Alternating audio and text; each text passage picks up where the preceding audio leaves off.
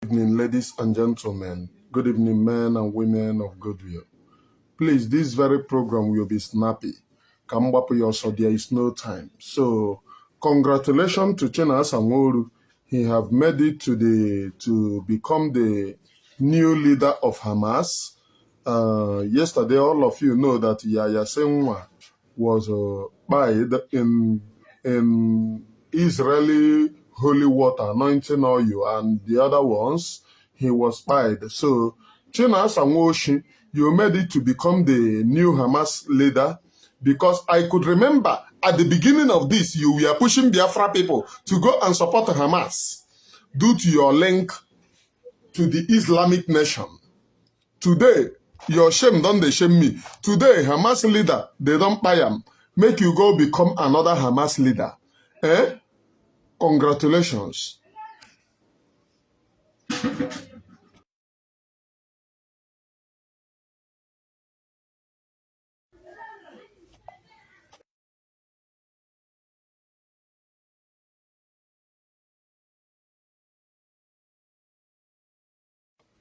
So, congratulations to Chena Sanworu.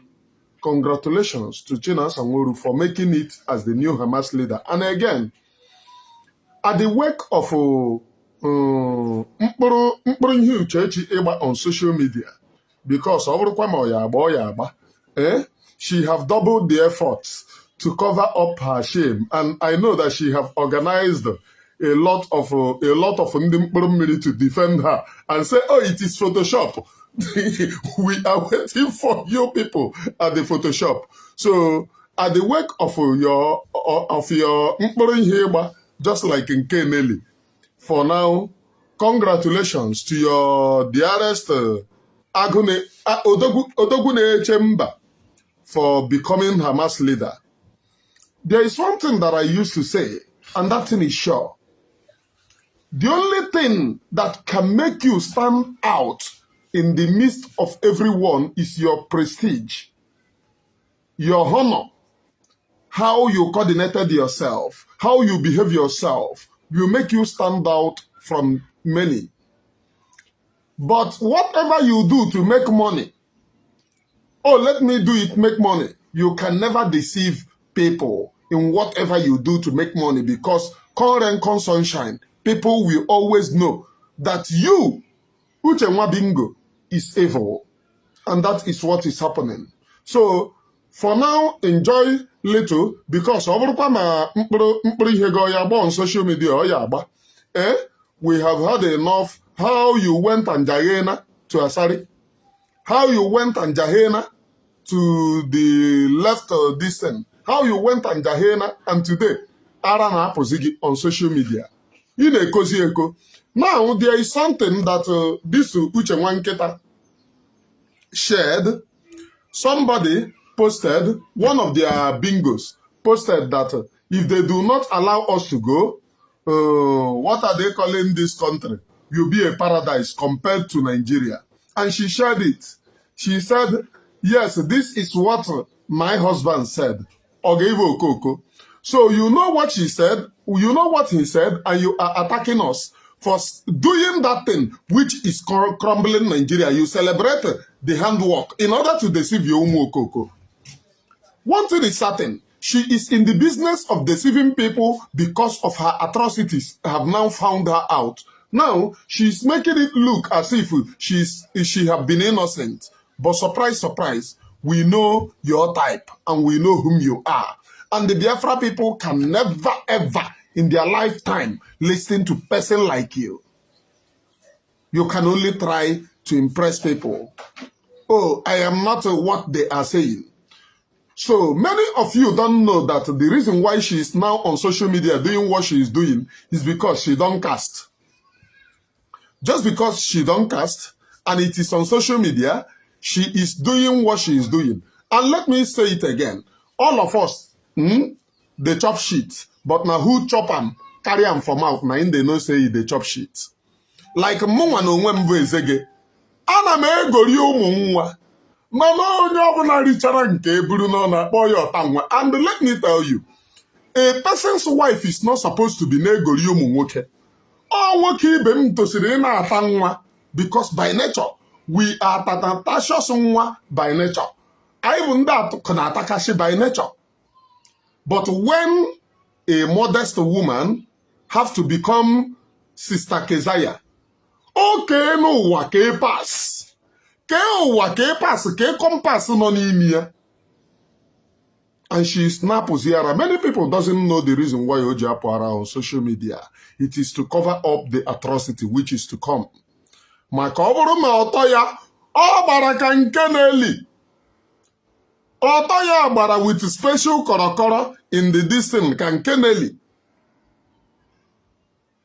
Ọtọ gbara gbaa ka nke na-eli.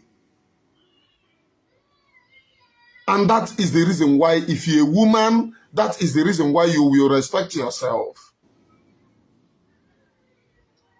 You must respect yourself. Now, had it been that Master Simon Ekpa did not come, on that, this is the person that is supposed to naturally the brain of everyone in the name of she is fighting for freedom. Whereas they don't collect money, eating and dining, sleeping in hotel with the husband's this thing. This is the same woman. It is the name John Jokorojo, who can pay bigger. The highest bidder pays Aquaria. Okurike. Ijamvu, jamvu, jamvu, ijamvu, jamvu, jamvu. I wonder those who are my here. Ha! Nan chokwara nwanyị abụghị ụdịrị nka mbadna. Nan chọrọ nwanyị ọ bụghị ụdịrị nka. Freedom is sacrosanct. Very, very important. You see how freedom is being fought. Before you know freedom, you know that. The reason that they are talking about Mazen Nnamdi Kanu and the release, you see, you see the cry of PM today on social media. He typed that thing and I understand the bitterness in him. He said, it is a very big slap that we have not rescued our own leader by now. Somebody very far away feels the pains, working day after day to see that Mazen Nnamdi Kanu is being released. You that have entered the same room, the same bed with Mazen Nnamdi Kanu, you call him names, you want to buy him by all means. And they now pour on social media. I know that this was how we won the Nelly. She was in a fish baka or man iji. Otoya. Ota. Oh no. Now that Otogino very intact.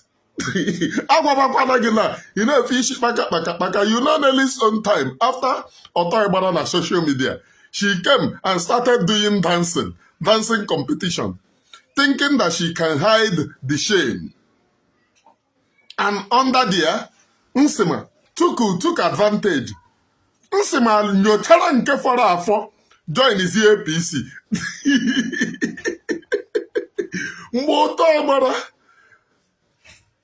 Paul Achebe na ndị ọzọ ya ewekọrọ nke fọrọ afọ maka I know that these are the things that they have been working close. They have been working and praising the OS, hoping that one day they will turn Nanagi. Don't worry, we will make it to be easy for them because of Tonabia. We go put them on social media so that other people who have not tana will ta. Shame, a very shameful thing. Very, very shameful. But thank God that you become S. You are X. And at the meantime, Ọtọ ya agbago. Ọtọ ọgbala. Ọtọ ya agbala. At the meantime, sit down, put your seat belt. Sit down, put your seat belt because December 2nd is just about 2 months coming now. Freedom is sacrosanct, and you must always listen anything that you did not hear from the Prime Minister of Biafra Republic government in exile. Anything that you do not hear there is a pure lie. because it is something that your medias hear from him. That is what every media will be putting on their platforms. If you do not hear anything from him, na fa fa fa fa o.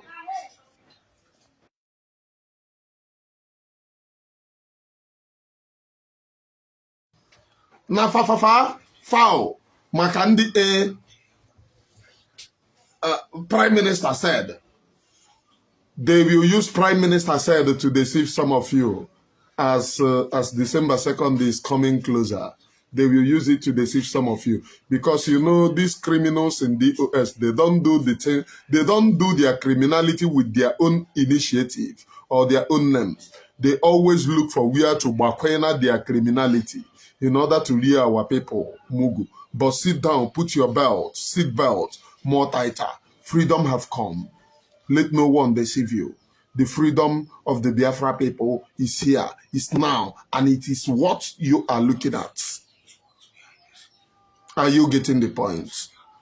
So, at the meantime, enjoy their gossip. They are gossiping on social media, killing cows on social media, telling you that, oh, they are launching Biafra freedom on social media. After they called us and mocked us, they are now saying that they will carry arms on social media. After they mocked us, called us names, they are now trying to be original. But if you are not, if it is not Panadol, you are not Panadol. If it is not Panadol, it can never be Panadol. We are moving. This freedom is for all of us. God bless Biafra, please.